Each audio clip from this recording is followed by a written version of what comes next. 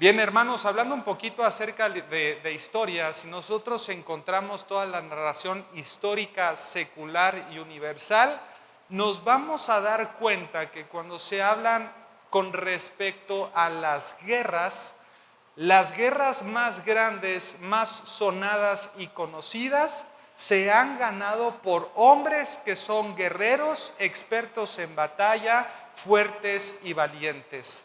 Alejandro Magno fue, por ejemplo, uno de ellos, un líder militar por más de 30 años y fue parte en la expansión del imperio griego.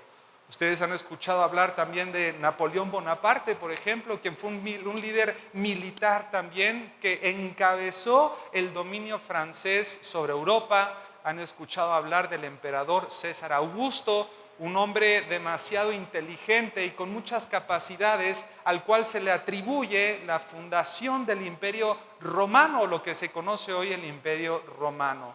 Tamerlán también, un turco, o aquel que fundó el Imperio Turco con una capacidad de ejército, de milicia, de fuerza que fue extraordinaria y conocida por lo largo de todos los años. Pero hoy, hermanos, precisamente por eso le pusimos, o tiene que ver el título de esta tarde, vamos a encontrar a dos mujeres principalmente. Dios utilizó dos mujeres para la liberación de su pueblo de mano de sus enemigos. Débora, quien se conoce que fue la única mujer que gobernó en Israel. En Primera y Segunda de Reyes, en Crónicas, por ahí se menciona otra mujer, pero no se le considera una buena gobernante porque no fue teocrática, pero en este sentido Débora sí lo fue. Así que yo les quiero proponer el día de hoy, van a ver ahí en la siguiente filmina, poder bosquejar, ¿verdad? Y dividir todo el libro de los Jueces, capítulo 4 y 5 principalmente, en 4 puntos esenciales. Vamos a dividir esta historia de Débora y Barak junto con Jael en 4 puntos o divisiones que son importantes. En primer lugar, vamos a ver el perfil del enemigo. Lo vamos a encontrar en Jueces capítulo 4, versículos del 1 al 3. En segundo lugar, vamos a ver el perfil de Débora y de Barak. A ellos los vamos a encontrar, se les menciona en Jueces capítulo 4, del 4 al versículo 10. En tercer lugar, podemos encontrar el perfil de la victoria. ¿Cuáles son las características, los elementos, la planificación y la estrategia que se utilizó para ganar la victoria en esta guerra? Lo vamos a encontrar en Jueces capítulo 4, del 11 al 16. Y al final, en la cuarta división, vamos a ver el perfil de Jael, capítulo 4, versículos del 11 al 16. Y de esta manera vamos a ir conociendo, ¿verdad?, las características principales y con la ayuda del Señor poder formar una idea principal. Así que vámonos, hermanos, con el punto número 1, el perfil del enemigo.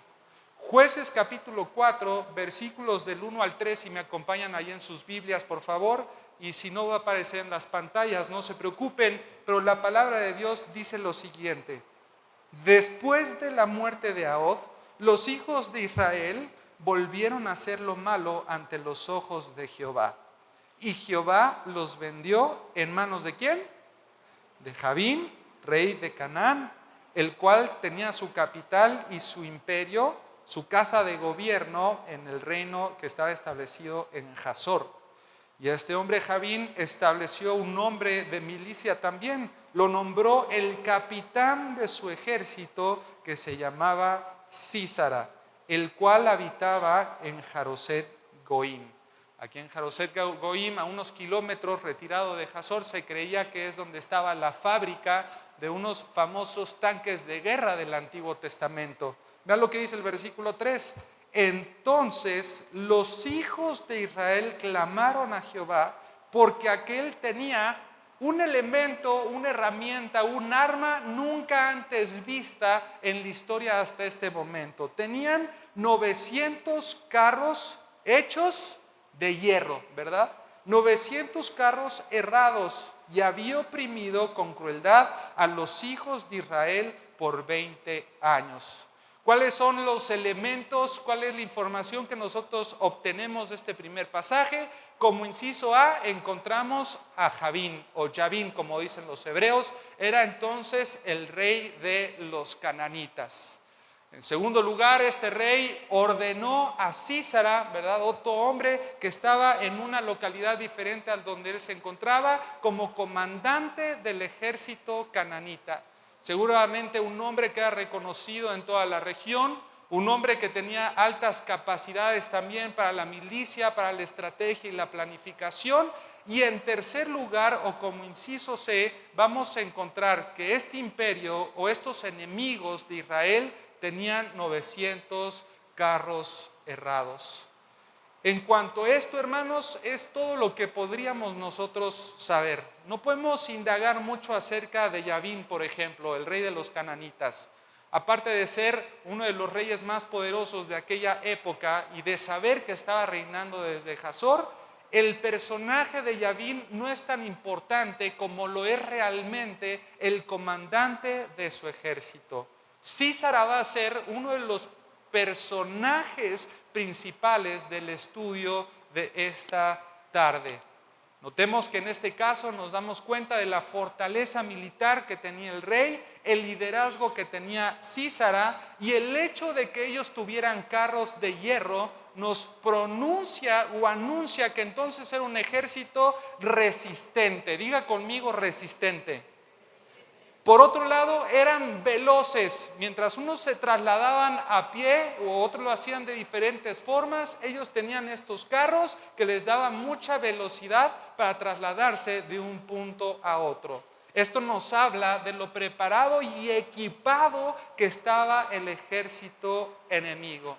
Y por medio del contexto, pero sobre todo por los años que estuvieron bajo la opresión, nos damos cuenta que la magnitud de su ejército, el poder que ellos tenían mediante su ejército, fue el motivo suficiente para mantener al pueblo de Israel 20 años sin hacer absolutamente nada.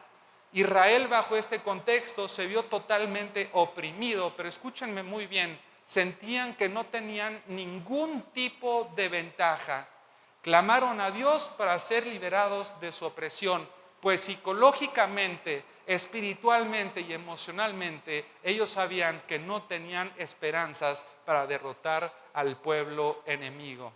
Y hablo de la psicología, ¿verdad? Porque muchas veces cuando una persona se enfrenta, escúchenme muy bien, cuando una persona se enfrenta a una situación que la está percibiendo como abrumadora o fuera de su control, los seres humanos pueden experimentar una parálisis mental, espiritual y emocional. Si tú no lo crees así, si hacemos un recuento de las historias que pueden respaldar este argumento, vamos a encontrar, por ejemplo, al pueblo hebreo que estuvo enfrente de Goliat. Unos soldados que se tenían o se sentían altamente capacitados de vencer a los filisteos, pero de entre ellos nace un hombre o sale un hombre que se llama Goliat, un hombre con cierta altura y magnitud, cuya apariencia fue lo suficientemente fuerte como para paralizar en acción al ejército de los hebreos. Vieron la magnitud de su problema y ellos psicológicamente hablando se sintieron derrotados. En segundo lugar, los hebreos cuando salieron del pueblo de Egipto, ¿se acuerdan?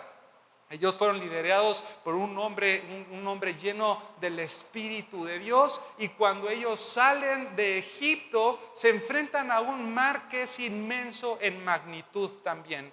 Tienen un mar delante de ellos y tienen al ejército de los egipcios detrás de ellos, y para sus ojos, terrenalmente hablando, era imposible obtener la victoria. ¿Qué decir de los 12 espías que habían mandado para poder ver lo que sucedía dentro de la tierra prometida en Canaán? 12 espías que vieron la magnitud de los ejércitos que encontraron en Canaán y regresaron con un reporte que era totalmente desalentador. 10 de ellos se sintieron derrotados antes de intentar algún tipo de conquista. Y si nos trasladamos al Nuevo Testamento, encontramos a los discípulos de Cristo, por ejemplo. cuyos hombres estaban en una barca y viene una tormenta, ¿verdad? Que empieza a mover la marea, empieza a causar unas grandes olas y frente a la magnitud y potente tormenta a la cual estaban atravesando, los discípulos sintieron miedo en su corazón.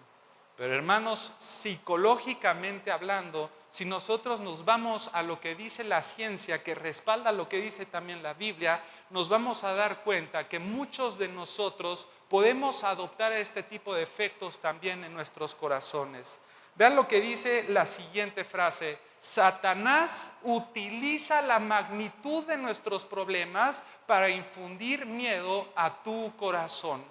Es por eso que el creyente siempre ha sido llamado a vivir por fe y no ¿por qué? Por vista. Porque si nosotros dependemos de lo que vemos, todo lo que haríamos o aspiráramos a alcanzar sería prácticamente imposible. Satanás utiliza la magnitud de nuestros problemas, o muchas veces lo que va a hacer es amplificar nuestros problemas para infundir miedo a tu corazón, porque Satanás sabe por la historia, ¿verdad?, que vemos en la Biblia, porque él fue uno de los testigos presentes, se podría decir, de qué tan peligrosa y qué tan potente puede ser el alma de la duda, y del temor en nuestros corazones.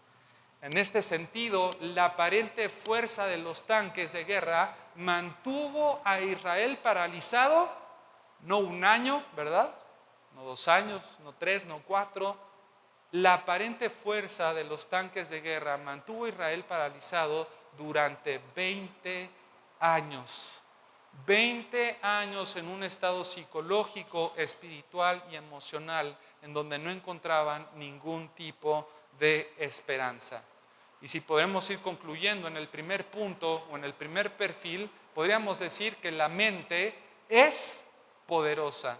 Diga conmigo: la mente es poderosa. Estudiando algunos artículos que encontrábamos acerca de un psicólogo que es cristiano, apoyado obviamente con algunas evaluaciones que hicieron con gente, ¿verdad?, conocida y viva evidentemente, pudieron concluir que el ser humano puede experimentar 4 tipos de efectos dentro de su vida cuando se enfrenta a algo que le suele ser abrumador o fuera de su control o alcance. En primer lugar, algo que se le llama el miedo al fracaso y a lo desconocido. ¿Qué quiere decir esto? Que el miedo al fracaso, hermanos, es una de las principales razones por las cuales la gente o las personas se paralizan ante una situación desafiante. Cuando se anticipa que algo podría salir mal, el miedo se activa y este miedo puede ser tan fuerte que impide actuar.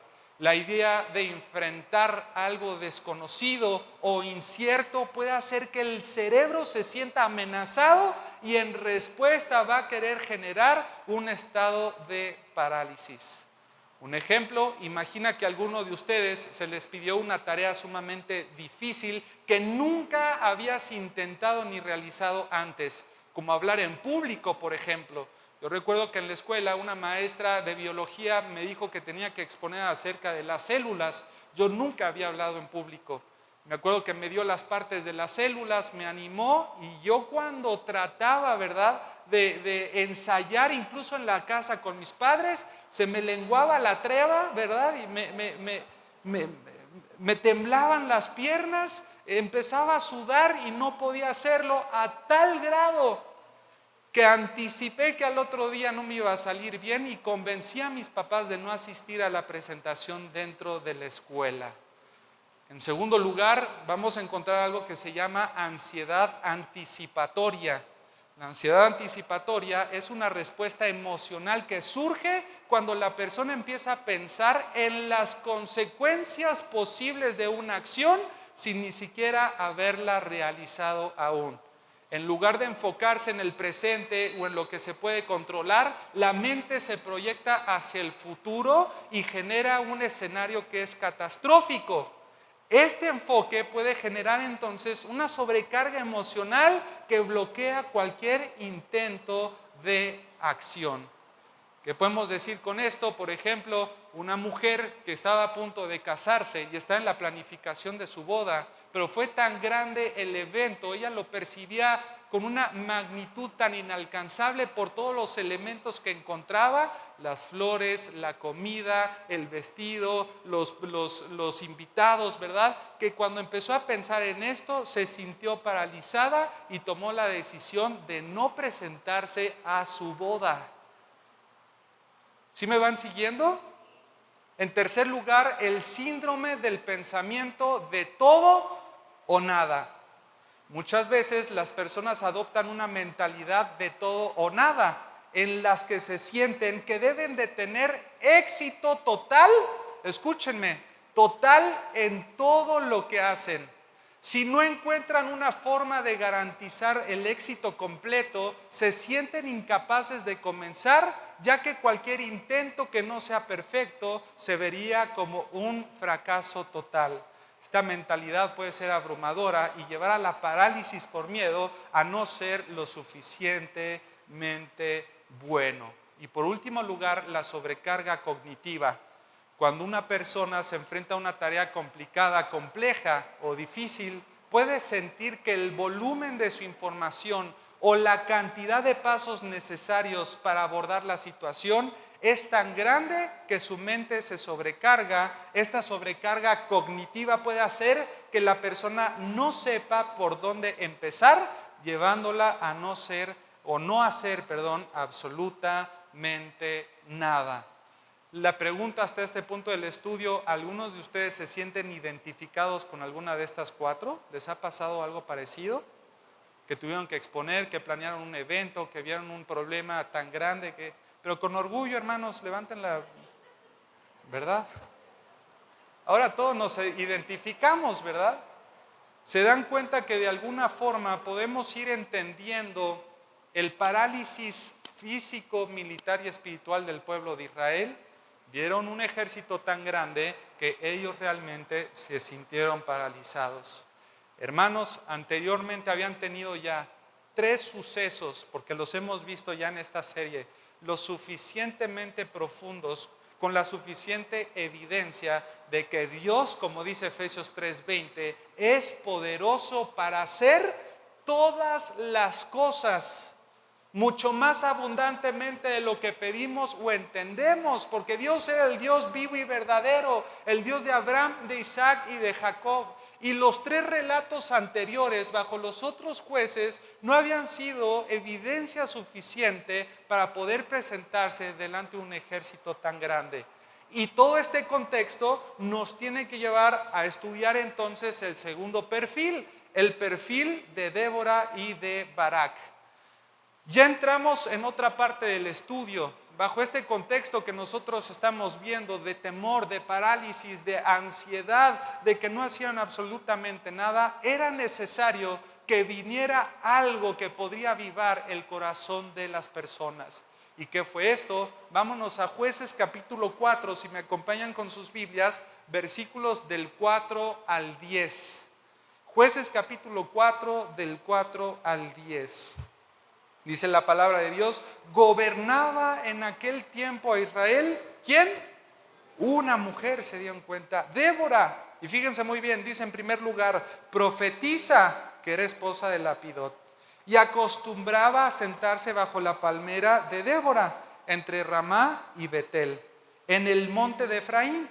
Y los hijos de Israel subían en segundo lugar a ella, ¿a qué? A juicio.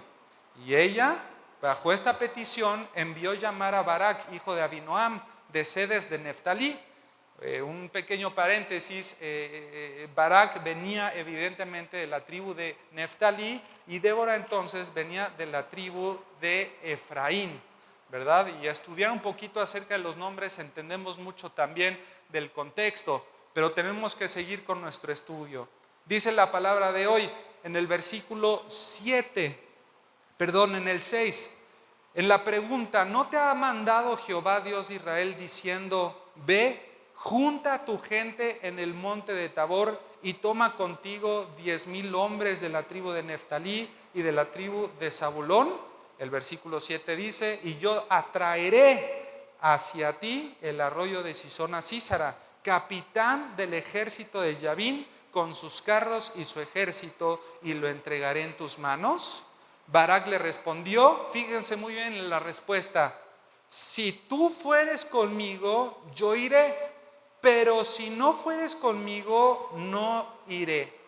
Ella dijo: iré contigo, mas no será tuya la gloria de la jornada que emprendes, porque en manos de mujer venderá Jehová a Sísara. Y levantándose Débora fue con Barak a Cedes. Versículo 10: y junto a Barak, a Zabulón y a Neftalí en Cedes, y juntó Barak a Zabulón y Neftalí en Cedes, y subió con 10,000 hombres a su mando, y Débora subió con él. ¿Qué características podemos encontrar entonces del perfil de Débora? 3 cosas que son muy puntuales. En primer lugar, que era profetisa, como dice ahí en la primera columna. ¿Qué quiere decir esto? Viene del verbo naví. Y un naví, o el profeta naví en el Antiguo Testamento, es aquella persona que literalmente era la portavoz de la palabra y la voluntad de Dios. Repito, era la portavoz de la palabra y la voluntad de Dios. Por medio de ella, el pueblo podía consultar la voluntad de Dios para cada uno de ellos. Esto lo encontramos en el versículo 4 del capítulo 4. En segundo lugar, gracias al cántico de victoria que encontramos en el capítulo 5, encontramos que también Débora se desarrollaba como una madre para Israel. Vean lo que dice Jueces capítulo 5, versículo 7. Acompáñame con tu Biblia. Jueces capítulo 5, versículo 7. Dice la palabra de Dios: las aldeas quedaron abandonadas en Israel, habían decaído, hasta que yo, Débora, ¿qué hizo? Me levanté, pero fíjense muy bien, me levanté como madre en Israel, ¿no? Ahora, el papel o el rol de una madre podría ser un rol o una lista interminable si nos pusiéramos a escribir todo lo que hace una madre. Pero a grandes rasgos, de una manera muy resumida, lo podríamos hacer bajo 3 conceptos. Una madre lo que hace es protege. ¿Están de acuerdo conmigo las madres? ¿Qué es lo que también hace la mamá? Da instrucción a sus hijos y de alguna forma hace o desarrolla la formación también de sus hijos. En este sentido, entonces, del estudio, Débora era profetisa, anunciaba la palabra y la voluntad de Dios. En segundo lugar, era una madre porque protegía, instruía y formaba a los hebreos en ese entonces. Y en tercer lugar, ella forjaba o ejecutaba uno de los poderes políticos más conocidos, que es el poder judicial. No es legislativo, no es ejecutivo, es el judicial. ¿Qué quiere decir esto? Que literalmente regulaba el comportamiento social. Lo vas a encontrar en el versículo 5 del capítulo 4. Si ustedes ven el perfil de Débora, hermanos, es una mujer completa, es una mujer preparada, pero sobre todo es una mujer de Dios. ¿Está de acuerdo conmigo? Vamos a ver el perfil de Barak.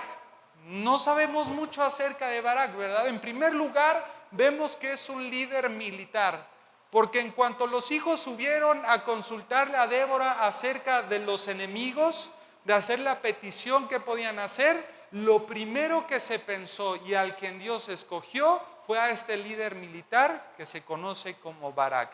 Un hombre que seguramente tenía experiencia ya en algunas guerras, en algunos encuentros, altamente capacitado para formar estrategia y con mucho liderazgo para poder llevar y encabezar al ejército de los hebreos. Pero en segundo lugar lo pusimos entre signos de ¿cómo se llama? De interrogación. Entre signos de interrogación, ¿era realmente Barak un hombre de Dios? ¿Por qué cuestionamos esto? Porque muchas veces, si me acompañan otra vez al capítulo 4 de Jueces, vamos a Jueces capítulo 4 y vemos el versículo 8, se cuestiona este principio. Dice la palabra de Dios, Barak le respondió: si tú fueres conmigo, yo iré, pero si no fueres conmigo, no iré. ¿Por qué se cuestiona realmente si Barak era un hombre de Dios o no? Porque cuando leemos este versículo, muchos de nosotros tendemos a tener, ¿verdad?, un sentido de crítica y de juicio hacia la vida de Barak como hombre. Muchos han interpretado este versículo o este pasaje diciendo que Barak se acobardó y que no quería ir sin Débora por una falta de fe. Pero ahora quiero que me acompañes a Hebreos capítulo 11, versículo 32. Vamos a ver Hebreos capítulo 11, versículo 32. Fíjate ahí en donde se conoce como los héroes de la fe, ¿verdad? De los que estuvieron conquistando batallas. Dice, ¿y qué más digo el autor? Porque el tiempo me faltaría. Y fíjate a quiénes nombra: a Gedeón, que también fue un juez. Ah, mira, qué sorprendente. ¿A quién dice ahí? De Barak, de Sansón, de Jefté, de David, así como de Samuel y de los profetas. Pues en realidad, hermanos, Barak era un hombre de Dios. Pero entonces viene la segunda pregunta: ¿qué entonces fue lo que sintió o qué es lo que pretendía Barak diciéndole esta respuesta a Débora, que si no iba con él no salía a la batalla? Esto está anunciando lo que todo hombre deberíamos de hacer dentro de nuestro liderazgo, dentro de nuestras casas. Barak respondió exactamente como nosotros podríamos responder ante cualquier adversidad.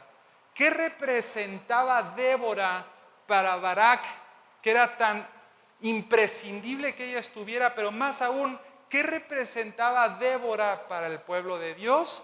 Ya lo dijimos, era la que literalmente anunciaba la palabra y la voluntad de Dios. Así que cuando Barak pide que Débora vaya con él, no es una respuesta de cobardía, sino una respuesta donde él demuestra que Barak quiere depender de Dios y de su palabra en todos los momentos de su caminar. Barak quiere depender de Dios, de su palabra y de su voluntad en cada momento de su caminar. Barak no va a ir a la guerra sin Débora porque para ellos representaba la voz de Dios. Barak no iba a ir sin Débora porque por medio de ella se mostraba la voluntad de Dios. Si quieres hacer una memoria, ¿verdad? Vámonos ahora a Éxodo capítulo 33, versículo 15. Éxodo 33, 15. Cuando estaba Moisés con la zarza ardiente, ¿verdad? Y fíjate lo que le responde Moisés a Dios, ¿verdad? En esa expresión, cuando se le había dado una magnitud de una tarea como tal. Y Moisés respondió: si tu presencia, ¿qué dice? No ha de ir conmigo, no nos saques de Israel. Hermanos, Débora, así como lo veíamos como el pastor Cristian, que la daga, ¿verdad?, de Ahod representaba la palabra de Dios, Débora en su expresión y desarrollo de profesión representaba la palabra también y la voluntad de Dios. Era una pieza elemental en su encuentro con los cananitas. Y si tú vas todavía más profundo e investigas el nombre de Débora, te vas a dar cuenta que significa abeja, abejita, ¿verdad? A ver, voltea a ver a tu esposa y dile: abejita, ¿verdad? Ya tienes un nuevo piropo, ¿verdad?, para tu esposa. Ay, mi abejita chula, ¿verdad? Pero ¿qué es lo que hacen las abejas, hermanos? ¿Qué producen? Miel. Si tú vas a la palabra de Dios y ves, por ejemplo, el Salmo 19:10, yo se los leo, dice: deseables son más que el oro y más que mucho oro afinado, y dulces más que la miel y que la que destila del panal. Dice el Salmo 119, versículo 103: cuán dulces son a mi paladar, ¿qué? Tus palabras. son alegorías, son ilustraciones. Un hombre de Dios debe de desear tanto la palabra de Dios, conocer tanto su voluntad de Dios, que cuando va a ella encuentra que son dulces más que la miel a mi boca, dice aquí. Proverbios capítulo 16, versículo 24, dice la palabra de Dios: panal de miel son las palabras agradables. Son las palabras agradables, suavidad al alma y medicina para los huesos. Hermanos, nosotros como varones, como guías de nuestros hogares y cabezas y sacerdotes, debemos de depender en todo momento de la palabra de Dios y no de tus propias habilidades. Cuando Débora le dijo: sí, pero la batalla será reconocida a través de una mujer, ahí también fue tentado Barak dentro de su orgullo, porque hubiera dicho: no, pues ¿qué pasó? Yo lo que quiero es el reconocimiento, yo lo que quiero es la exaltación, que reconozcan mis habilidades. Pero ¿sabes por qué no le importó a Barak? Porque él sabe que el que da la victoria, ¿quién es? El Señor, el Dios de los ejércitos. Ahora quiero que vayamos un poquito más profundo, hermanos, y me sigan con mucho cuidado. Esta es la única vez en las Escrituras en la que un hombre llamado Barak, síganme con mucho cuidado, encontró una mujer idónea en la persona de una mujer que no era su esposa. Ah, caray, lo repito. Esta es la única vez en todas las Escrituras en la que un hombre llamado Barak encontró una ayuda idónea en la persona de una mujer que no era su esposa. Porque el matrimonio, escúchenme muy bien, no era el lazo que los unía a ellos dos. Lo que los unía realmente era la obra del Señor. Toda esta ilustración ejemplifica de manera perfecta lo que es un hombre y una mujer poniendo todo su corazón para trabajar y darle la gloria al Señor. En un mundo tan corrompido, hermanos, en donde nos encontramos el día de hoy, en donde los roles del hombre y la mujer dentro de la casa han sido tan tergiversados, han sido diluidos, ya no se entiende qué es lo que tiene que hacer el hombre, ya no se entiende qué hacer la mujer. En vez de poder organizarse entre los dos para glorificar a Dios, es una lucha constante de autoridades, de quién toma las decisiones y quién se lleva el reconocimiento delante de sus hijos y de su familia.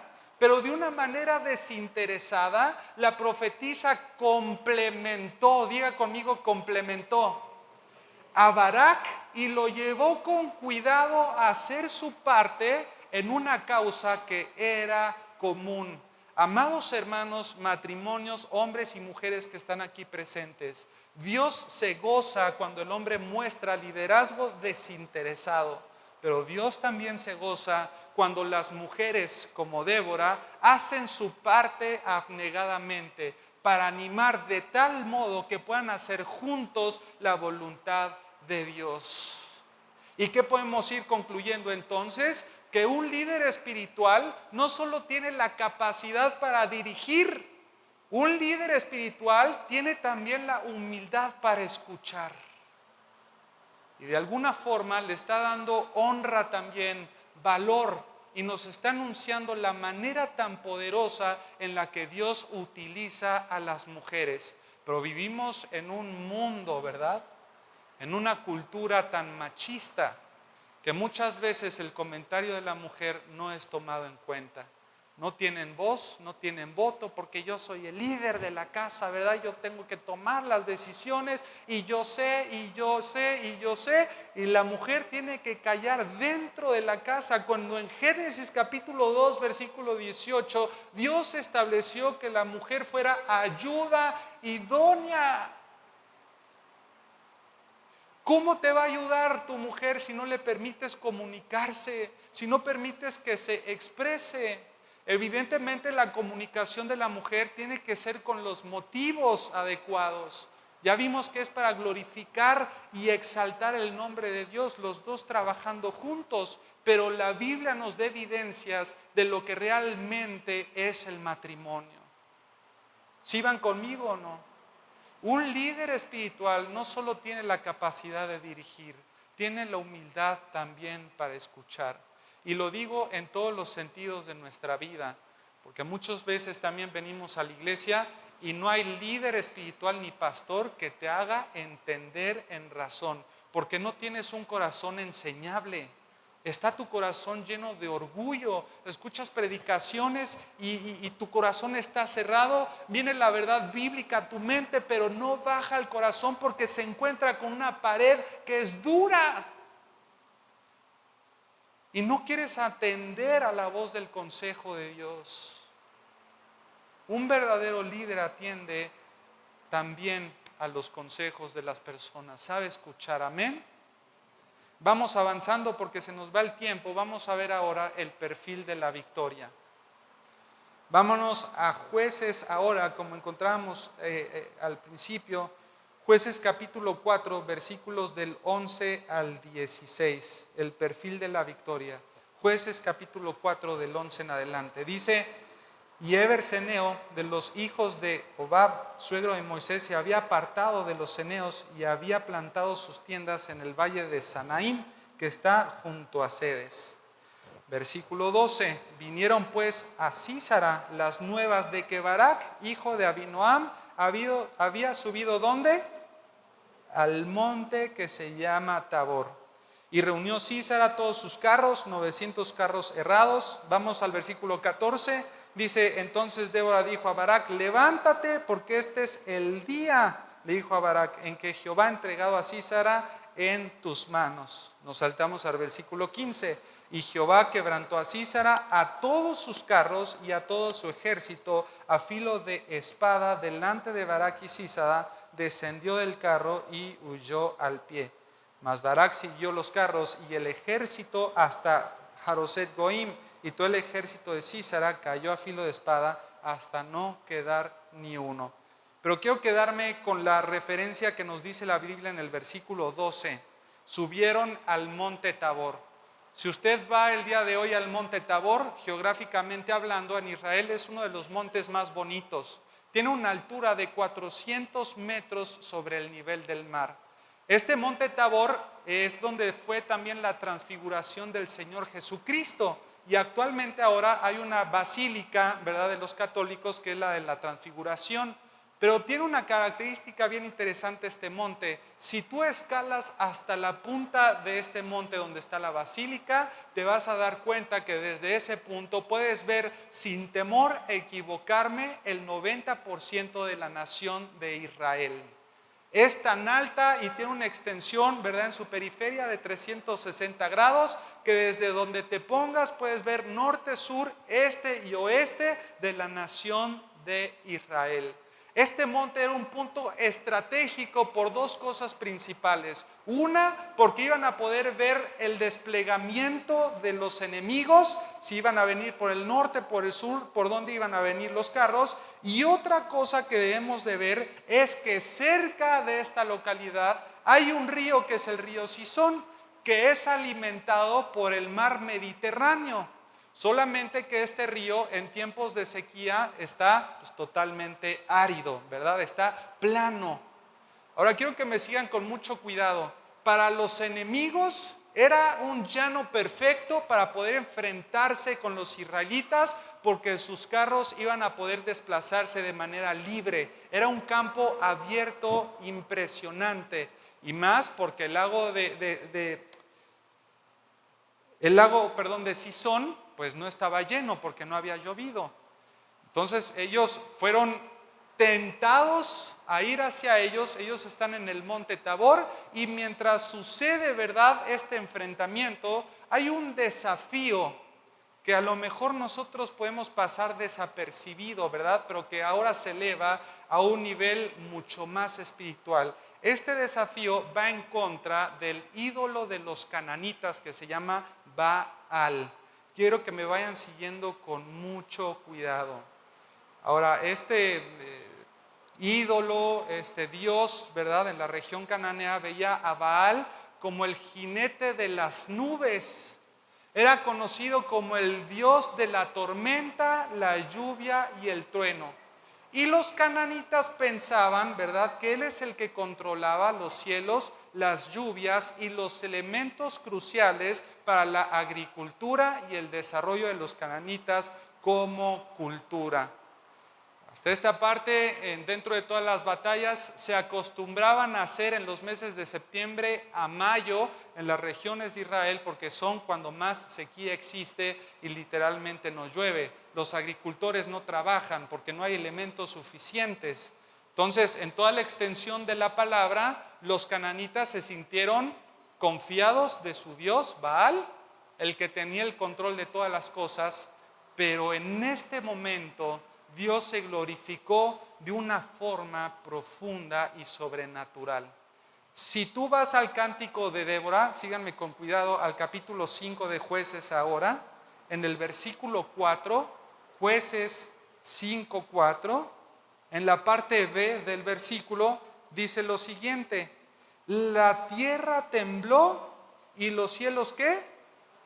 Destilaron, esto es increíble, y las nubes gotearon aguas, de tal forma o de modo que se llenó el arroyo de Cisón y empezó a desbordarse de tal manera que el llano perfecto se empezó a hacer un barro, el cual el barro atrapaba los carruajes, los tanques de guerra, y de esa manera el ejército, ¿verdad?, las tribus de Israel bajando del monte podían atacarlos y matarlos a cada uno de ellos. Hermanos, tenemos un Dios sobrenatural que tiene control sobre el cielo, la tierra, sobre tu corazón, sobre tu familia, sobre tu casa. A Él nadie lo puede desafiar. Fíjate lo que dice la siguiente frase: la humillación de los opresores demuestra que la verdadera fuerza de los creyentes radica en Dios, que es el que respalda tu causa. Oye, me estoy enfrentando a un jefe de mi trabajo que tiene muchos contactos en el gobierno. Es el más picudo de Querétaro. Tráiganme al que quieran porque yo vengo en el nombre de Dios. Puede tener contactos en el gobierno, en las oficinas. Puede tener contactos con el narcotráfico. Pero adivinen que a mí me respalda el Rey de Reyes y el Señor de Señores. Y no hay poder que se pueda levantar en contra de Él. Mayor es el que está con nosotros que el que está en el mundo. ¿Lo creen? Terminamos con el perfil de Jael.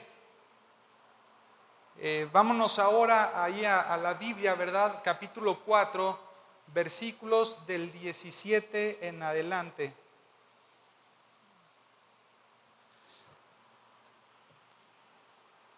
Dice la palabra de Dios: y Sísara huyó a pie a la tienda ¿de quién?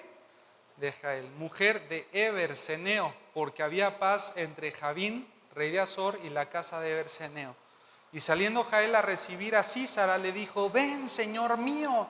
¿Por qué le dijo señor? Porque los ceneos, que eran unos nómadas que habitaban en tiendas en las regiones montañosas y áridas de Israel, habían hecho un pacto con Javín de los cananeos, pagándoles tributos. Entonces había paz entre ellos.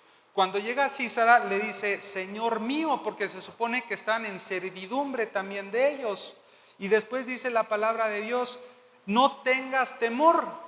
Y él vino a ella a la tienda y ella le cubrió con una manta. Fíjate el 19. Y él le dijo: te ruego que me des a beber un poco de ¿qué? ¿Qué pidió? Agua, ¿no? En nuestros tiempos hubiera sido un Powerade, ¿no? Un electrolit. Porque vengo de pelear la batalla, estoy cansadísimo. ¿Tienes agüita, verdad, que me pueda ayudar? Pues tengo sed, evidentemente. Y dice la palabra de Dios: y ella abrió ¿qué? Un odre de leche. No sé, pero cuando tú estás cansado, lo menos que se me antoja cuando estás agitado es leche. No me imagino, me acuerdo nosotros practicábamos hockey sobre hielo y en un partido se me estaba saliendo el corazón, ¿verdad? De lo agitado que estaba. Pedí cambio, llegué a donde estaba pues la banca Y mi papá me grita desde arriba, David, te compré algo de tomar. Y yo, gracias a Dios, y me aventó una Pepsi. Y una Pepsi así de agitado, tú sabes lo que puede causar, ¿no? El gas, qué sé yo, el azúcar. Yo me imaginaba una botella de agua, pero bueno, en este caso le dio a beber leche. Lo increíble es que él se la haya tomado, pero de alguna forma esa leche ayudó, ¿verdad? Para que él entrara en un sueño profundo. Fíjate lo que dice el 20. Císara le dice a Jael, estate a la puerta de la tienda y si alguien viniere y te preguntare diciendo, ¿hay aquí alguno? Tú responderás que no. Pero Jael, mujer de Heber, tomó una estaca de la tienda y poniendo un mazo en su mano, se le acercó calladamente y le metió la estaca de la tienda. Le metió la estaca por las sienes y la enclavó en la tierra, pues él estaba cargado de sueño y cansado y así murió. Ahora sí que su lechita y a dormir, ¿verdad? ¿Qué podemos ir resumiendo de esto, hermanos, ya para no tomar más tiempo? El perfil de Jael, ¿verdad? Vamos a terminar con esto. Que podemos saber que era esposa de Heber. Ya era cenea, o de los ceneos, unos nómadas que habitaban en tiendas. Aquí hay algo bien interesante. Ella era ama de casa. Y en cuarto lugar, evidentemente, es una mujer que es totalmente valiente. Quiero que me sigan mucho cuidado para ir aterrizando ya este estudio. Vivimos en una sociedad en donde constantemente se nos quiere imponer lo que significa la verdadera feminidad o lo que es el feminismo. Hace poco fue el Día de la Mujer y uno ve videos, ¿verdad?, de lo que sucedió en este acontecimiento y es terrible cómo se ha diversificado, cómo se ha corrompido la definición de lo que es una verdadera mujer. Y ahora son las mujeres las que toman, ¿verdad?, el control, las que inician las revoluciones, pero si tú te das cuenta, ni Débora ni Jael fueron mujeres revolucionarias. Ellas no se pusieron una armadura, ellos no fueron en contra del liderazgo de los hombres. Ellos no trataron de llevarse o de colgarse las medallas. Simplemente lo que fueron estas mujeres son personas utilizadas por el poder de Dios para cumplir el poder de Dios dentro de su desarrollo en estas vidas, o en esta vida, perdón. Jael tiene a su enemigo dormido en su tienda sin sospechar nada.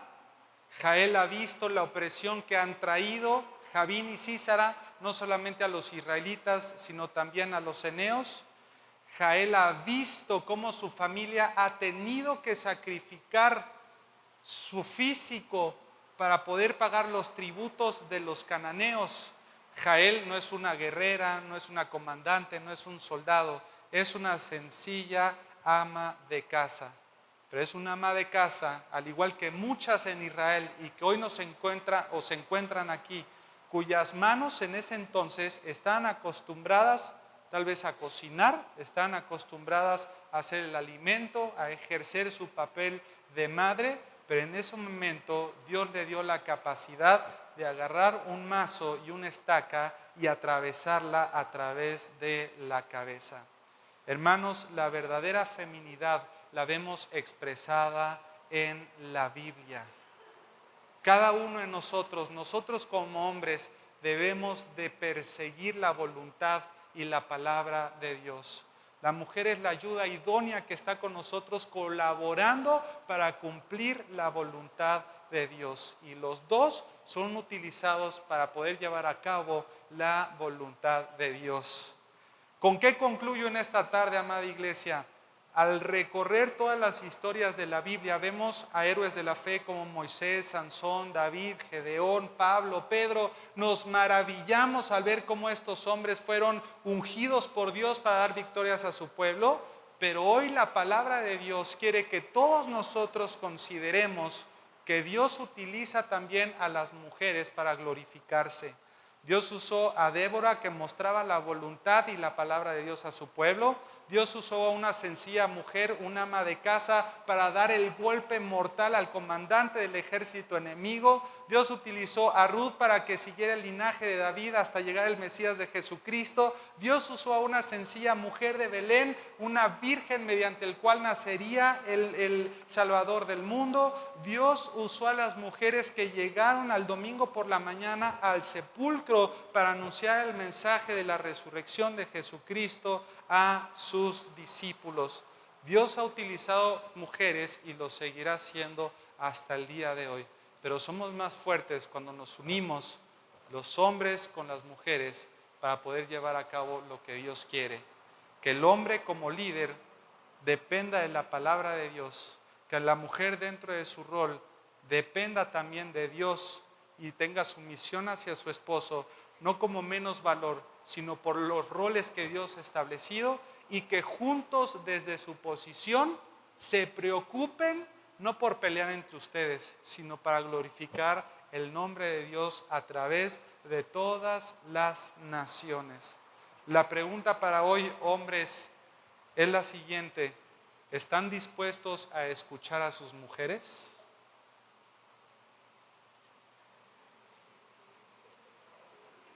Ay, jole. Se escuchó una... No, pues a ver, vamos a empezar otra vez la enseñanza de hoy. Hombres, ¿están dispuestos a escuchar a sus mujeres? ¿Cuántos dicen amén? Mujeres, ¿están dispuestas a depender tanto de su relación con Dios que todo lo que salga de su boca va a ser sabiduría bíblica e inspirado por el Espíritu Santo? ¿Amén? Vamos a orar. Dios, te damos gracias, Padre, por esta enseñanza. Gracias, Señor, porque podemos ver que tú eres poderoso para hacer todas las cosas. Hay tareas, hay dificultades, hay pruebas que muchas veces vemos su magnitud y nos paraliza el miedo. Hoy, Padre amado, yo quiero orar para que cada uno de nosotros, sobre todo como hombres, podamos entender que un verdadero liderazgo es conocerte a ti, Señor. Que así como Barak decía, yo quiero depender de tu palabra. Que tu palabra, Señor, sea como esta miel. Que la podamos desear, Señor, como hombres a todos los lugares a donde vayamos. Que no demos ni un paso, Padre, si no es primero consultando tu consejo. Señor, que podamos ser humildes y realmente podamos escuchar tus principios y también los comentarios de nuestras ayudas idóneas. Podemos ver cómo tú has levantado mujeres, amas de casa, profetizas, una virgen. Señor, tú utilizas a personas comunes y corrientes como cada uno de nosotros para llevar a cabo tu voluntad. Perdónanos si hemos despreciado la figura, Señor, y el rol de la mujer. Y hoy, Padre, te pedimos que juntos podamos entender lo que es la verdadera masculinidad y la verdadera feminidad. Tú eres bueno, Señor, y queremos ser realmente sensibles a tu voz. Glorificarte con nuestros matrimonios, en nuestro hogar, con nuestros hijos. Depender de ti en todo momento, porque tú eres poderoso, Dios. Te damos las gracias. Amén y amén. Que Dios bendiga su palabra, hermano.